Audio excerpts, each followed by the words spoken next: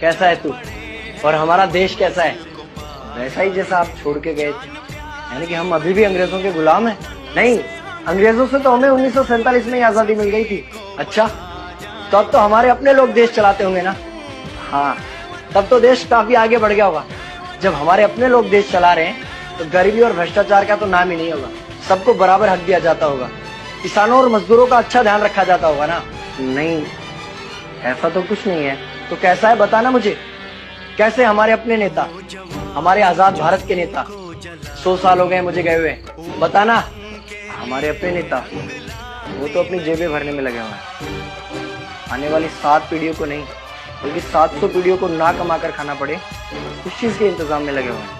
तो तुम लोग क्या कर रहे हो और हमारे देश का युवा क्या कर रहा है? हम लोग तो इंस्टाग्राम पर रील्स देखने में बिजी हैं।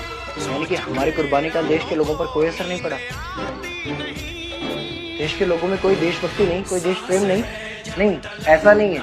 आपके लिए और देश के लिए बहुत प्रेम है भारत के लोगों के दिलों में। हर 15 अगस्त और 26 जनवरी को तिरंगा फहराते हैं, पूरे जोश के साथ भारत माता की जय बोलते हैं और आपकी डीपी भी लगाते हैं। और भारत और पाकिस्तान के क्रिकेट मैच के दौरान तो हमारी देशभक्ति पीक पर होती है।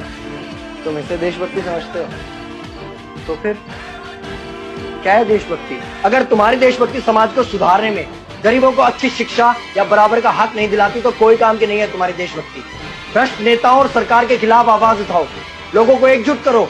लेकिन अगर हमने सरकार के खिलाफ आवाज उठाई या नेताओं से सवाल पूछे तो हमें एंटी नेशनलिस्ट कहा जाएगा या हमें गद्दार करार दे दिया जाएगा।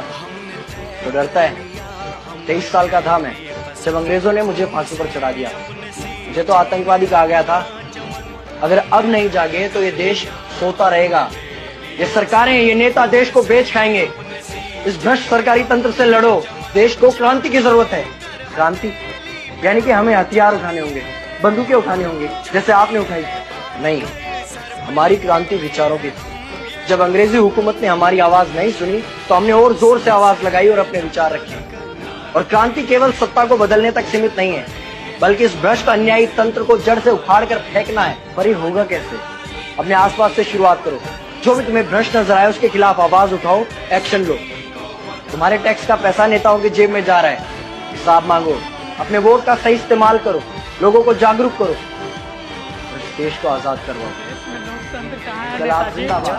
क्या बोलिए अंधभक्त? मैंने पूछा इस देश में लोकतंत्र कहाँ है? ये तुम पूछ रहे हो अपने धर्म के नेता से? किस धर्म की बात कर रहे हो? जिस धर्म में स्टूडेंट को ब्रह्मचारी, औरत को देवी समझा जाता है, उस पर लाठीचार्ज करवा के अपने आप को धर्म का नेता बताते हो? देखो अंधभक्तो, वहाँ पे लाठीचार्ज नहीं भगदड़ हुआ था। तुम चुपचाप यहाँ से चले जाओ, मैं तुझे कुछ नहीं कहूँगा। अब कहने के लिए बचा ही क्या है? आपने स्टूडेंट पे लाठीचार्ज करवा के इस देश के सीने में खंजर घोंपा है। अंधभक्त, बात को आगे मत बढ़ाओ। बात आगे बढ़ चुका है नेताजी, बात बहुत आगे बढ़ चुका है। आपने लाठीचार्ज सिर्फ स्टूडेंट पर नहीं बल्कि इस देश के इतिहास, महात्मा गांधी के आदर्श और भगत सिंह के आत्मा पे भी चलाया है। याद रखिए, सत्ता की कुर्सी हमेशा नहीं रहती और जनता का फैसला इतिहास के पन्नों पर हमेशा लिखा जाता है। और जब इतिहास फैसला सुनाता है तो सबसे ताकतवर हुकूमत भी उसके सामने झुकती है।